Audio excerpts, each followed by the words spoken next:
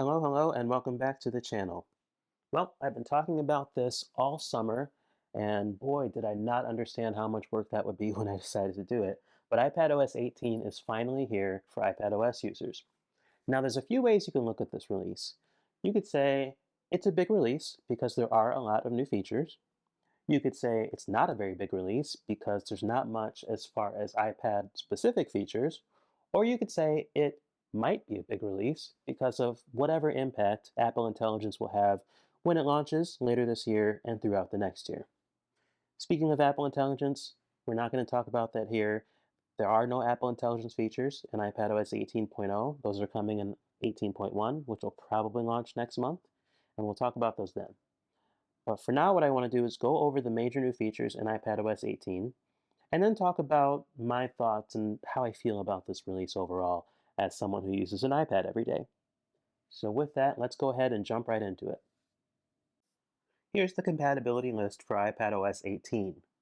What we're losing from iPadOS 17 is the 6th generation iPad, the 10.5-inch iPad Pro, and the 2nd generation 12.9-inch iPad Pro. I've divided this video into two sections, one for what I'm calling system level features, and the other for the individual app updates. So for the system section, let's start with customization. The past few releases of iPadOS 18 have enabled more customization across both the lock screen and the home screen, and iPadOS 18 is no different here. Now, where you're going to most clearly see the new customization features are on the home screen this year, which gives you more flexibility as to where you place your icons, as well as some basic theming options to make your iPad more your own. Let's start with the additional flexibility for placing app icons on the home screen. Now, what the idea behind this feature seems to be is that if you had a wallpaper with someone's face on it that you didn't want obscured, you would have the ability to move your icons around that face. But you can also do other things like move all your icons to one side, move all your icons to the bottom or top of the screen. There's that additional flexibility. Now, and I already have this set up here. You can kind of see I have a lot of space available at the bottom. This isn't totally free icon placement like Android. The app grid is still there, and we're still restricted by that same app grid we've had since the beginning of iPad and iPhone. But the additional flexibility is nice. So what I'm going to try to do here is move all my icons that are kind of more oriented towards the top, towards the bottom. So that extra space should roughly shift to more of the top of the screen. Now this feature is still a little more finicky than I would like, but I want to just show you how this works. I find it works better if you're not crossing icons across each other, and I think you might see what I mean here. So what I'm going to try to do is just move everything straight down, starting with reminders here, and pull that down. Okay, I'm not sure why that shifted left. That doesn't feel like it needed to happen, but let's keep going. So I'm going to go one by one here, pull these down. So far, so good. Minus me kind of missing there. And we got more of that reordering. I'm going to move these over. Oh, I lost one, or it moved back up. And I don't get why it did that. Like, these shouldn't be moving at all, in my opinion. Let's keep going, pulling them down. Got that rearranging. It's really obnoxious. Let's try to carefully move these over. Okay, yep, that's working now. Sorry, it's kind of hard to do this when you're looking at an angle. Move, pull that down, pull that over, down, and we'll put that here. All right, so I got the layout I was going for. Again, that was more finicky than I feel like it should be, but I got the job done. So you may play with that more. I got that space there. You may play with this more and have better luck, but this is just the experience I've had since the betas. Now, one thing to keep in mind, because this is iPad OS, you can have different layouts, whether you're in landscape orientation or you're in portrait orientation. So if I were to turn my iPad into portrait mode, you'll see the layout is different. I could space these out differently if I wanted to. But when I go back to landscape, it'll have the same layout that I just made. Now, I'm not going to make you guys suffer through that, but just keep in mind that is a thing that iPad supports. Now let's take a look at the app icon theming capabilities in iPadOS 18.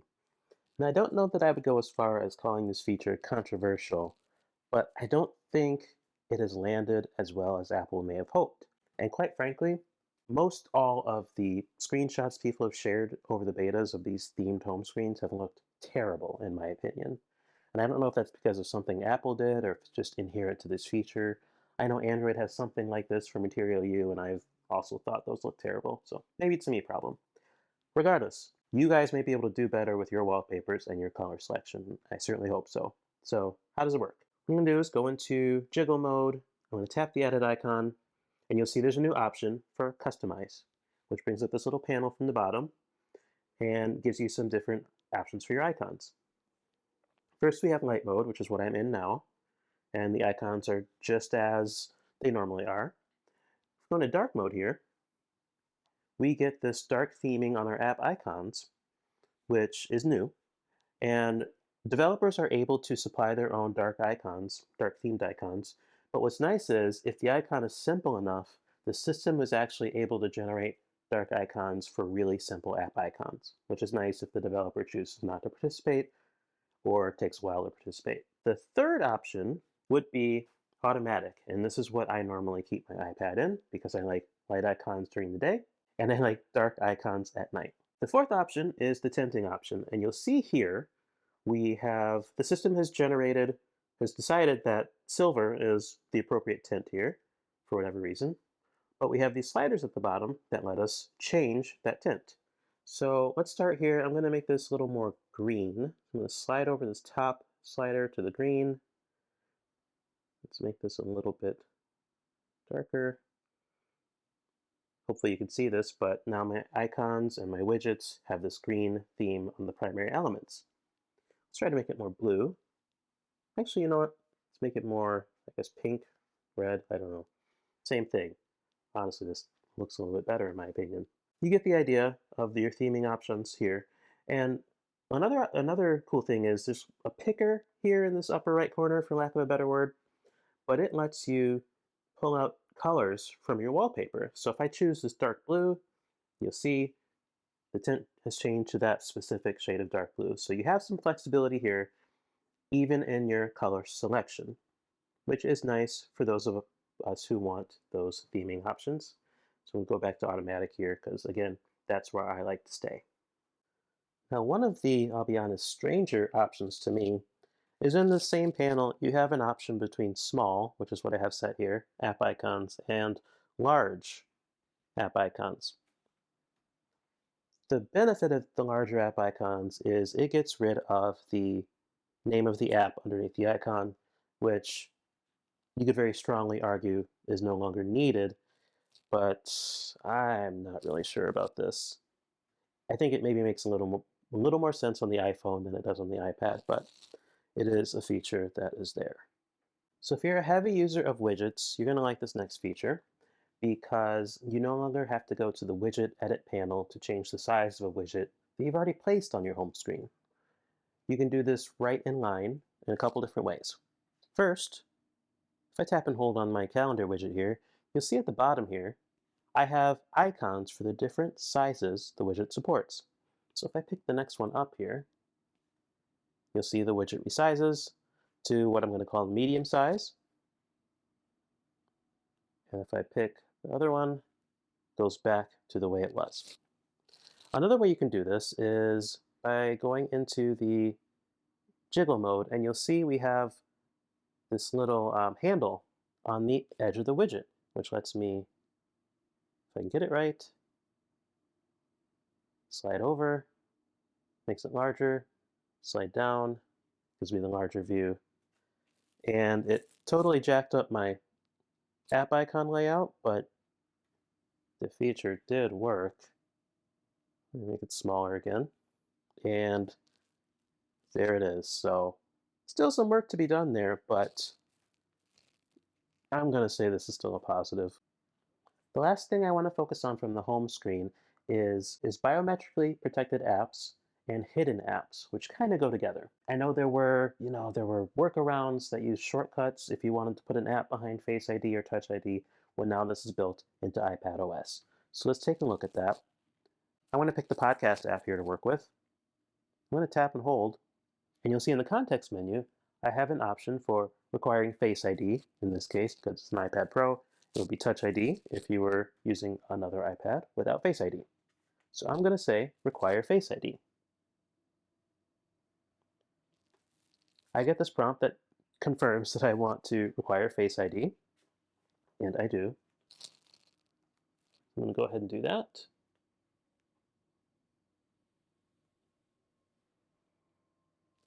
And now, whenever I launch podcasts, I get this message telling me Face ID is required, which is really handy. Now, let's try to get an icon to be hidden.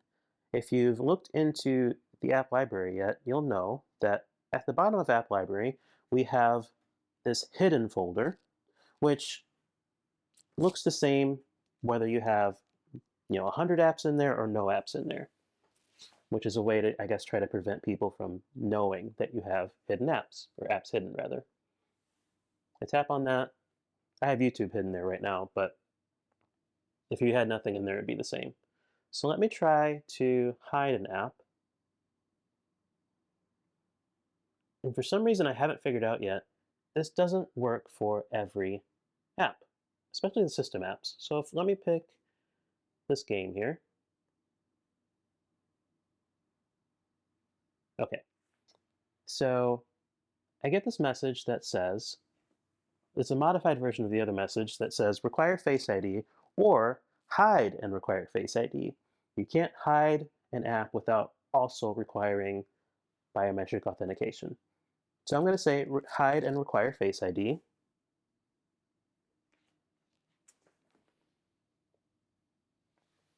Okay, I get this pop-up that's like kind of an "Are you really sure you want to do this?" pop-up, basically letting you know you won't see the app icon on your home screen and you won't get notifications or alerts from that app. In that case, that's fine. That app is removed from the home screen, and if I go again to the hidden app folder, there it is. So you can apply this to the apps that support it. Again, I'm not sure why not every app supports it. I think it may be a system app thing, but I imagine all third-party apps will support it. But it's a nice feature. Happy it's here. Another of one of the more exciting updates to iPadOS 18 are the changes to Control Center. Now, there have been rumors for the past few releases that Apple was going to redesign Control Center, and they didn't, but now it's finally here. So I'm going to swipe down from the side like you normally do, and you get the new Control Center interface. What you'll notice right up front, which is I think maybe my favorite feature, is that there's color. It's not as drab and boring as the previous Control Center interface. It feels a little more, like it has a little more life to it, in my opinion. The new Control Center interface has a paginated interface. So this screen I'm on right now is what is the favorite screen, which is kind of the default, what we were used to before. You swipe up, you get your now playing controls and your speaker controls. Swipe up again, you get your connectivity controls, Wi-Fi, Bluetooth, things of that nature. We're going to stick to this favorites view because that's what you'll use the most. Control Center is now customizable in a number of ways. First of all, you can add or remove controls right from Control Center. So if I hit the plus here in the upper left corner, we get something akin to a jiggle mode on the home screen. You can see we can do a few different things here. We can remove controls we don't need. So if I remove Shazam here, that just disappears. We can resize controls that have this grab handle. Like I can expand this Bluetooth tile, or make it smaller rather, and then expand it if the control supports multiple sizes. And we can add controls with this add a control option here at the bottom. When you bring that up, you get this panel that is searchable for one thing, which is nice, but that gives you a wide selection of additional controls you can add to Control Center.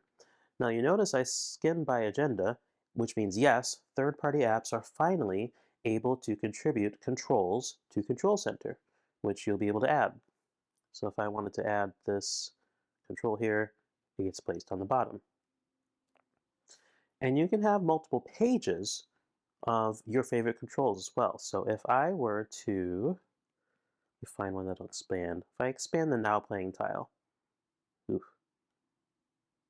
um, it kind of got evicted from this page, but you'll see it moved itself to the second page of favorite controls, we'll call it. That was maybe not the best example, but you get the idea. Basically, if you run out of space here, you'll get multiple pages to keep adding controls.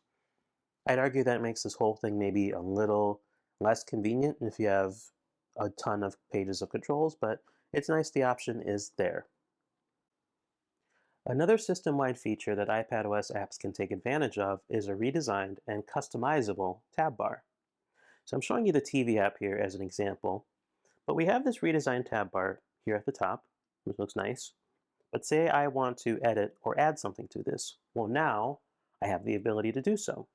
So what I'm going to do is tap on this icon to bring up the sidebar, and then I'm going to tap Edit, which brings me into an edit mode, and say I want to add my, let's add some genres here. I'm going to pick the genres option, bring it up to the sidebar, and now that is one of my options. Let's see if I can add one more.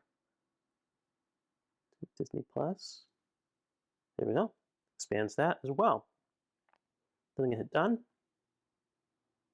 Dismiss that. And now my tab bar is larger and has the options I wanted to add, even if some of them don't look great, which is fine. And it's worth noting, if I were to rotate this back to landscape, that tab bar becomes the sidebar,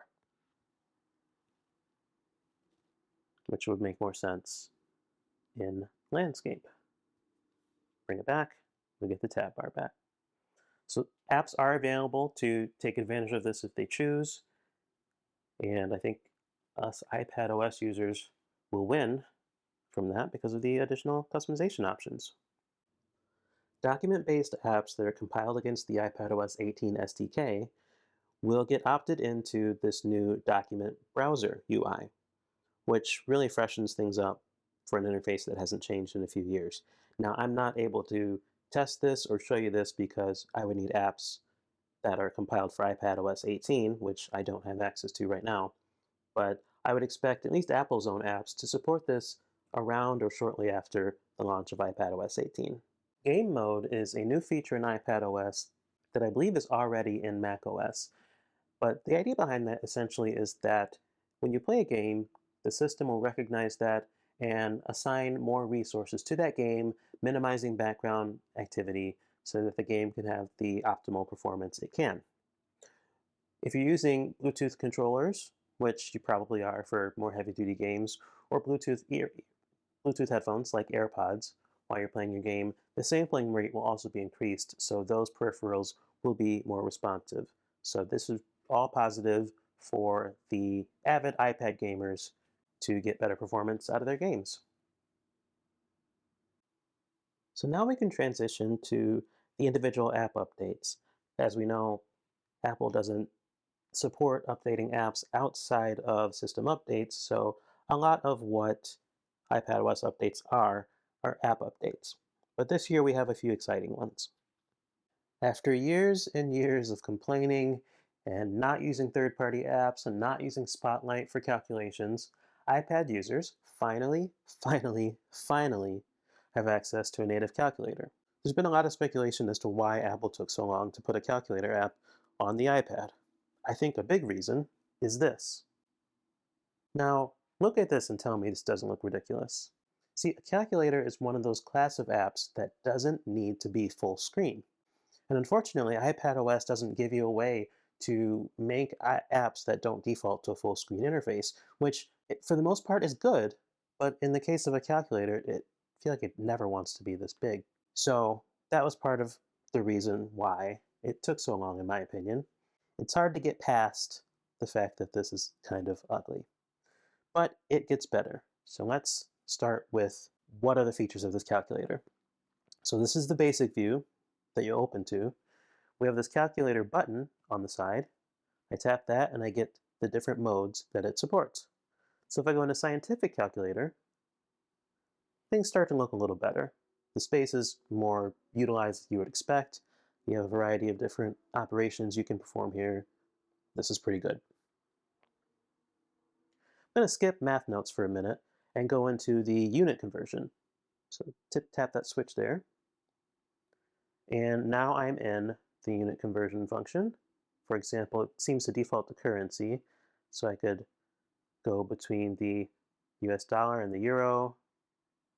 Time of recording, 50 US dollars is 45 euros. So that's pretty handy. And there are a variety of options: area, uh, fuel, length. Along the top here, you can choose what you're looking for. And you can do those unit conversions right in the calculator app.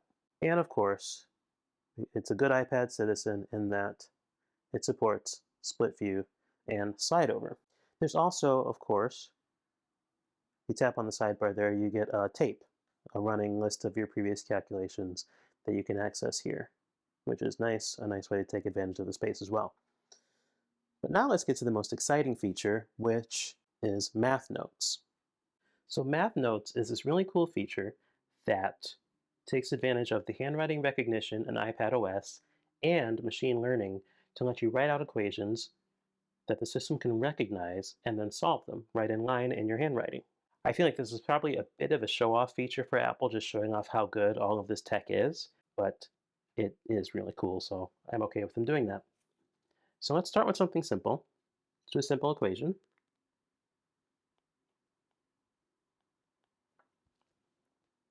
Okay, so 3 plus 3 equals 6. That works fine. The key here to all this is the equal sign. So without the equal sign, the system doesn't really know what to do, or it doesn't know that you're done with the equation, rather. If I add the equal sign, then it activates there. And you can do more complex operations. I could do 3 plus -5 times 3.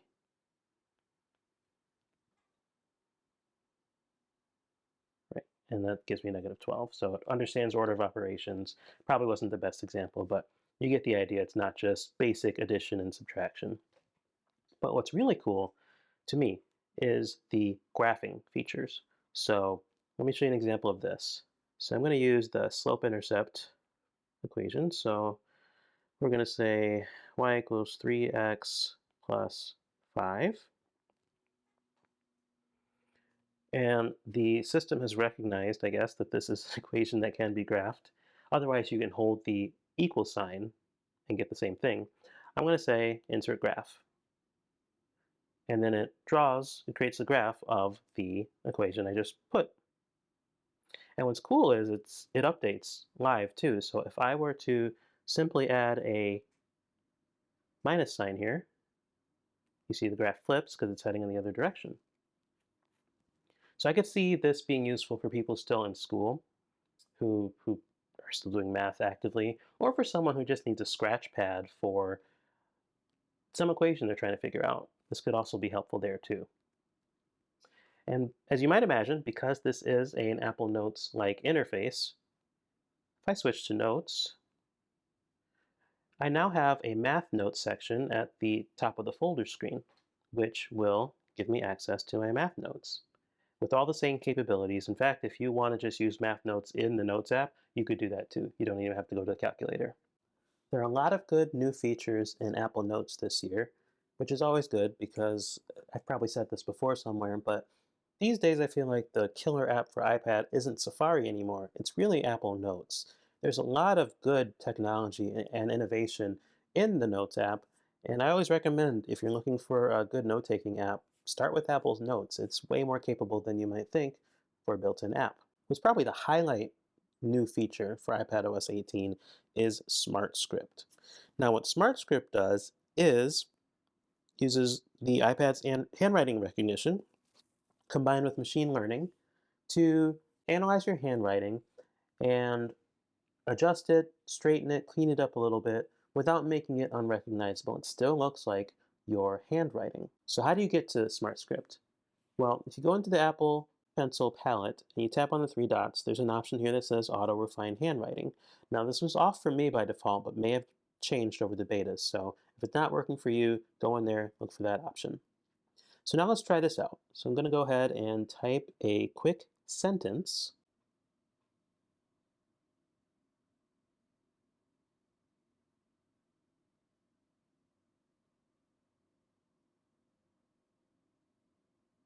Give it a second here. And it kind of straightened everything out a bit, which is nice. What's really cool about this, seeing this evolve over the betas, is that initially this happened really fast. So like when you were on your fourth or fifth word in a sentence, you could kind of look back and see these changes being applied as you were writing a sentence, which surprisingly ended up being really distracting. So the system does a much better job now of waiting till you're done with the sentence or a line before it tries to apply the machine learning algorithm. See it working again here, which is really nice. So that's SmartScript. It gets better the more you use it. I think people are really going to like this feature. Next, I'm going to go into some of the stuff that works best with types of text. So let's look at collapsible sections. There we go. Okay, so the keyboard's up. I'll show you how you can make sections in a note. So the key here really is that you have to use the formatting menu to make your section headers use a header format. So I'm going to put some sections in here with some text underneath each one. And go to the next line here. Okay.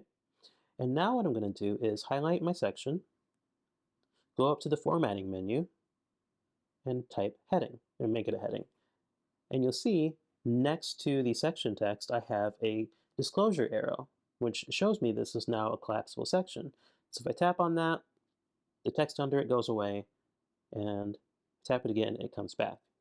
Now in this case, it thought everything under the heading was part of the heading because I didn't make these other ones headings yet. So if I do that for each one of these,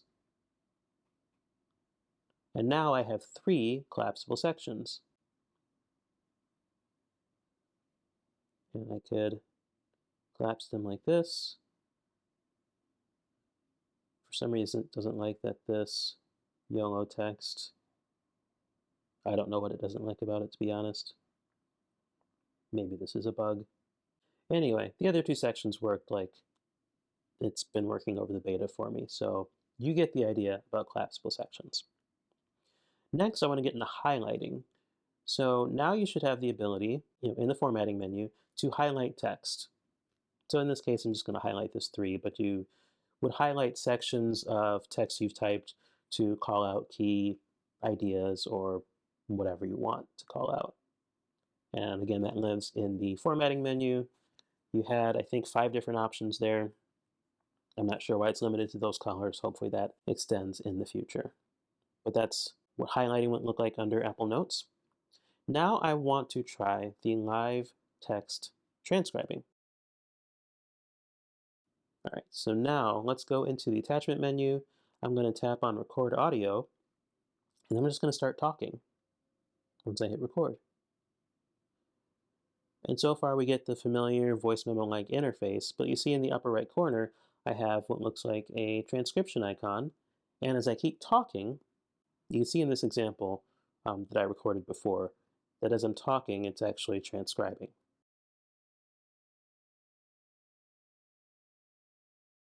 So once you're done here, I'm going to pause it. I'm going to come out of here. And now I have in line here my recorded text. I could tap play to play it, or I could tap on the transcription, come back to the transcription menu, and have access to that text, which is super cool. So I think that's really it for Apple Notes. Those are really the key new features. A lot of stuff I think I'll be making use of, but I think students can also make really good use of these features as well. Safari gets a few nice new features in this release as well. So the biggest ones are going to be around the updated reader view, which I can show you here. What the updated reader view looks like, so I picked this Verge article here. I'm going to tap on the reader icon, and you'll see in the menu, you actually get a little summary, a preview of what the article's about. This doesn't seem to work for every article, but a lot of longer ones, this seems to kick in. And so this is using machine learning, presumably, to read the content of the page and generate the summary. So let's go ahead and show the reader view. And what's nice is, in addition to it being a little bit cleaner, I think, of a layout, you get a summary on the side here before you start reading the rest of the article, where you can decide if you want to keep reading further. Another good example here, I picked this Wikipedia page of the Bahamas. So if I tap on that, we again get that summary, but then if I do show reader, I actually get a table of contents as well, likely because of the way Wikipedia pages are formatted. Something nice to have along with the summary to help you extract the key points from a larger article or decide if you even want to read it. So the new distraction control feature lets you identify parts of the page that you don't want to be there while you're reading and hide them yourself. Here's how it works. You go into the new reader menu, which now has AI sparkles on it, which is just wonderful. And in that menu, there's an option that says hide distracting items. If I tap on that, I enter what I guess would be called the distraction control mode. You can see here it says select an item, and I have a cancel button up here. So if I tap on this image, it selects the entire header, I'm guessing because of the way the page was written. And then I'm going to tap the hide in the center here. I get this wonderful animation, and the element is gone.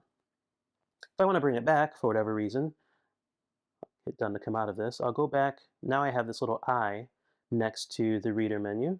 I'm going to tap that, and there's the option to say show hidden items. So I can bring it back if for some reason I wanted to or needed to, and it's that simple. Now, it's my understanding that hiding items in distraction control is not permanent and they will eventually return.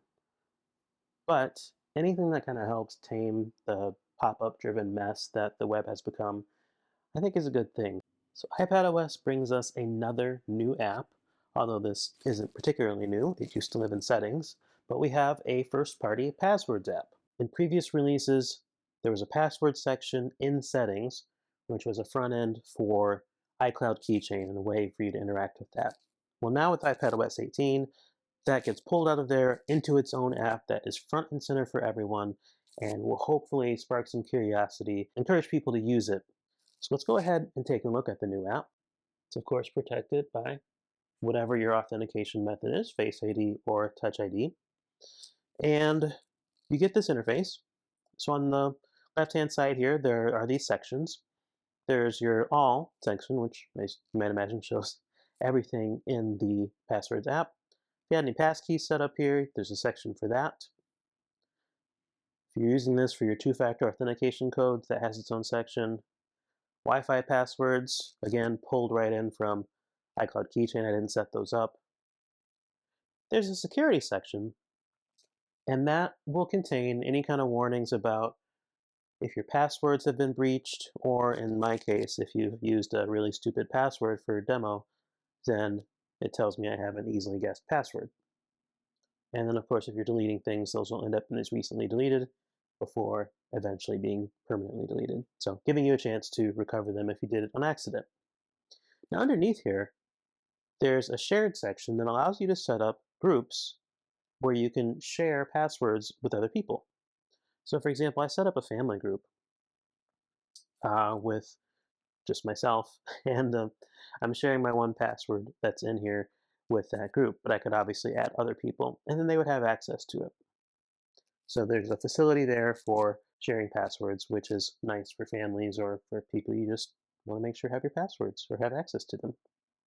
Let's take a look at the password interface itself. You tap here, see my username, password, website that the password's associated with, and any notes you want to put there. And like I mentioned, this was a test password, so the password was really easily guessed. Please don't share my password, but That's what the interface looks like. I have an option to set up two-factor codes if the website supported it, and I can just go from there. So as far as password managers go, this is hitting all the basics. I don't know that it's going to compare to 1Password or some of the other third-party password managers from a feature perspective, but for what most people need to get started with a password manager, this app kind of fills the bill there. The Files app did not get a mention at WWDC, but it turns out it actually got some small but pretty meaningful new features in this release. So the first one is a new compact layout, which will let you see more files on screen at one time, which is really good for something the size of an iPad. So how you get to this option is tapping the Options button, the four squares in the upper right corner, I guess we'll call it. Go down to View Options, and then tap on Icon and List Size. There's a new option there called Compact. Tap on the Compact option, and you see the nice resizing, and you fit way more on the screen at one time, which is pretty handy. Next, we have a much requested feature that was actually in a beta a couple years ago, where for your cloud provider, in this case iCloud Drive, you're able to specify a file stay on your device, stay downloaded, and not get pushed off. As I'm sure you've probably experienced, one of the things that iPadOS does is if it thinks it needs more space for something, it will evict files that can be re-downloaded, especially files that are in iCloud Drive. Now, this also happens for some of us who have bigger capacity iPads that aren't running out of space, so in some ways I don't know why they do this, but this will hopefully solve it. So if you tap and hold on the file or folder icon, there's an option there that says Keep Downloaded. You tap that, and you actually see there's a little arrow that goes next to the file or folder name to indicate that the file should stay downloaded regardless of the weirdness of iPadOS's caching strategy. So that'll make a lot of people happy, I think. Now next is my favorite feature, and it's one of the few reasons I need to go back to a Mac or PC, and that is the ability to erase and format external storage. So I'm going to grab a thumb drive I have lying around here that I need to erase anyway. So I'm going to go ahead and plug this in, okay? And now the drive should show up in the sidebar. This is all normal so far. If you tap and hold on the drive, you see there's an option that says Erase. Let's go ahead and erase. Actually helps if I hit the right button. So you get this panel that comes up, and you have a few options here. First thing you can do is rename the drive. I'm going to keep it how I have it. And after that, you get to choose the format for your drive. Now what's supported here is APFS, Apple File System, exFAT, and FAT32. I want to do exFAT this time because I think that's why this drive is so slow, but we'll see. But for a second, I want you to see the additional options under APFS. I tap that, and one of my options is to encrypt the drive, which means we also support APFS encrypted. If I tap that, then I get the option to enter the password for that encryption. So if you're using APFS, encryption is an option. That's really cool. But again, I want to do exFAT, so I'm going to tap that. Then I'm going to tap Erase. I get a Are you sure warning. I am sure. And then there's a check mark that shows up next to the drive when it's done. And you can see our format is exFAT. So I'm super, super happy this has finally made it to iPadOS. The calendar app doesn't have a lot of new features, but the features it added are actually pretty impactful.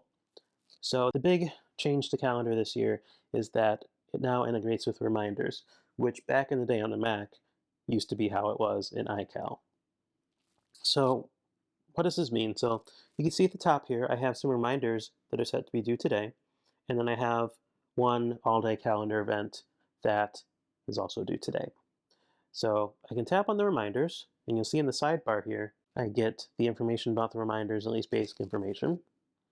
And I can, of course, interact with this from here as well. If I want to mark this as completed, do that,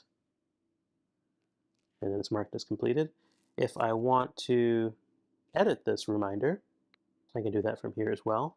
And when I hit edit, it pulls up basically the reminders interface, reminders iPhone interface right here. And I can make all the changes you would expect, list, date, time, all of that stuff. And in fact, I could even go ahead and create a new reminder right from here. When I tap on the new button, I have a control here that lets me choose between events and reminders. I'll say reminder. I'll say do laundry, and it'll be due tomorrow. I don't think I'll get to it today at this point. So our reminder's created. Skip over to tomorrow. There's my reminder right at the top. And let's go full circle here. Go into the Reminders app. And here's my reminder for tomorrow, do laundry. That was added via the calendar app. And the other nice thing is now the calendar widget will show both reminders and calendar events. So it clears your home screen a little bit. You don't necessarily have to have two separate widgets like I do today. You could maybe just get away with the one calendar widget. If you're ever in a position of having to do remote tech support, the ability to use the Apple Pencil to mark up and annotate someone else's screen to show them what they should be doing is going to be a lifesaver. So I'm doing this here with one of my other devices here. I've requested screen sharing and the other person's accepted. And you can see with the Apple Pencil here, I can circle things. If I'm trying to highlight, tap this button or something like that, I can very easily just do that. And I think that's going to be really handy. Another nice thing you can do is request control in a share play session. So if it'd be easier for you to just do it, which is a saying I feel like I say often, you can request the user give you remote permissions, and now I can actually interact with the other person's screen. So show that, let's open Threads here, the Threads web app, which is really the best way to use Threads on the iPad. And there I am, interacting. It's a little slow, even though it's right next to me, but you get the idea. So at the time I'm recording this, I'm over 40 minutes in this video, so I can't keep going in good conscience. I don't want this to be a 2-hour video, but there's so much more I could talk about. I could talk about the changes in messages, the Photos app redesign, the new accessibility features. There's a lot in this release. And I have a feeling once this release goes out, you'll hear a lot of people telling you otherwise. What they mean by that is there aren't really a ton of iPad specific features in this release. But that's always been kind of weird to me because just because a feature is available for iPhone and Mac doesn't mean it doesn't count as an iPad feature. Like, you're still getting the feature. I'm pretty happy, obviously, with the amount of features in this release. I could have kept going for hours, and I made the video this long because I was having fun doing it. If I had to pin down some negatives about this release, is that we're getting a lot of, well, negatives besides the fact that Apple Intelligence isn't here yet. I would say that we've gotten a fair amount of new features, but the bugs that I encounter are all still here in iPadOS 18. That stupid wallpaper rotation bug is still here. I don't know if you've run into the issue where your keyboard gets stuck in compact mode due to Safari. That's still here. iPadOS, really all of Apple's OSs, still need some TLC. And I've said this before, but I feel like even for a company Apple's size, the dev teams are spread too thin. And we need a release. I guess you would call it a Snow Leopard release, although I didn't really care for Snow Leopard for reasons.